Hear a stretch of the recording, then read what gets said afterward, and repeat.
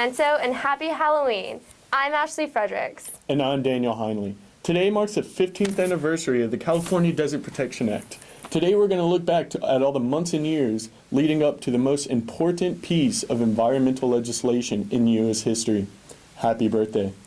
Our very own Lauren Dixon and David Burkham have been on the story since the bill was first introduced to Congress. They've chronicled all the obstacles the legislation has faced up until its eventual passage on October 31st, 1994.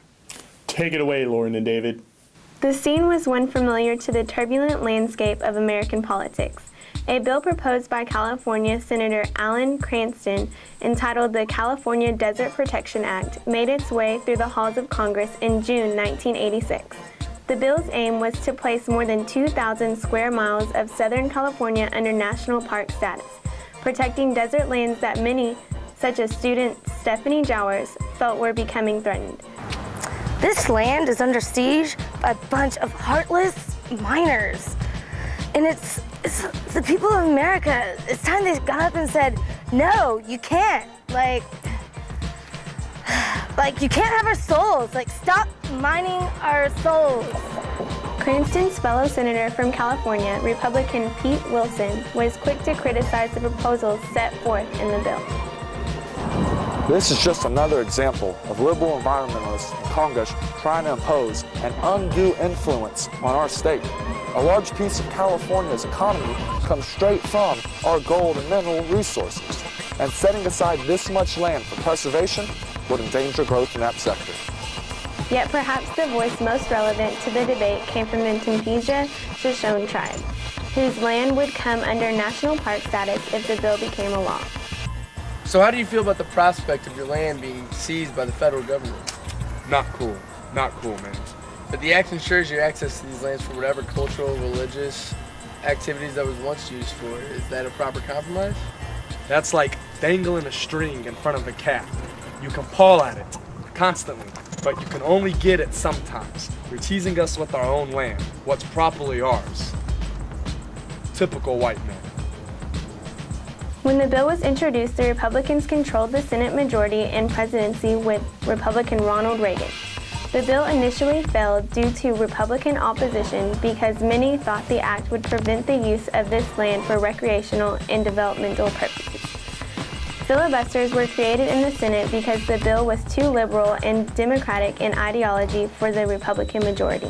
In 1991, Republican Senator Pete Wilson, who was very opposed to the California Desert Protection Act, was elected governor and appointed his seat to Republican John Seymour. However, the turning point for the bill was in 1992 when Democrat Dianne Feinstein ran against Republican John Seymour in a special election. Also, Democrat Barbara Boxer was elected to Alan Cranston's seat. With these new Democrats in the Senate and the switch to a Democratic administration with the election of Bill Clinton, supporters began to see hope for the bill. Senator Feinstein worked relentlessly with interest groups and negotiated changes that proved to be essential to getting the bill through the Energy and Natural Resource Committee.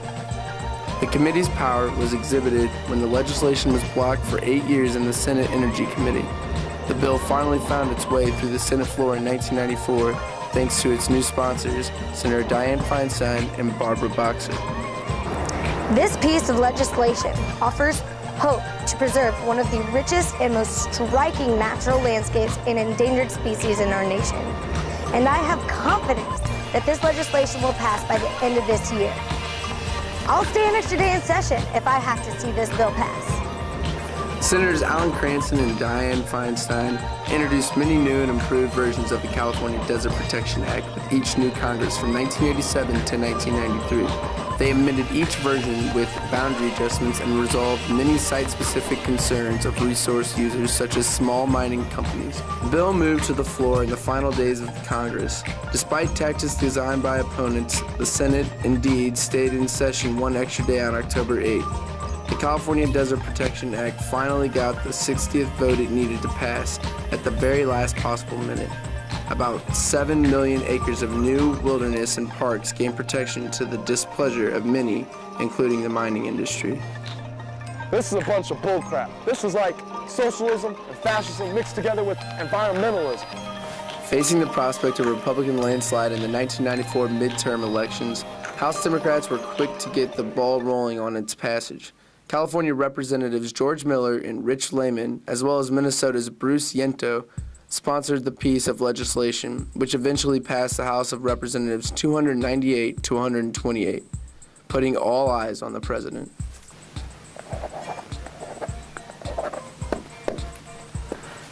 I love this bill.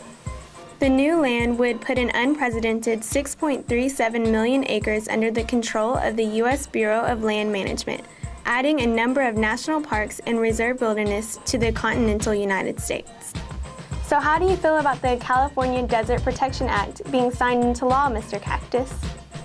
Lots safer and stronger.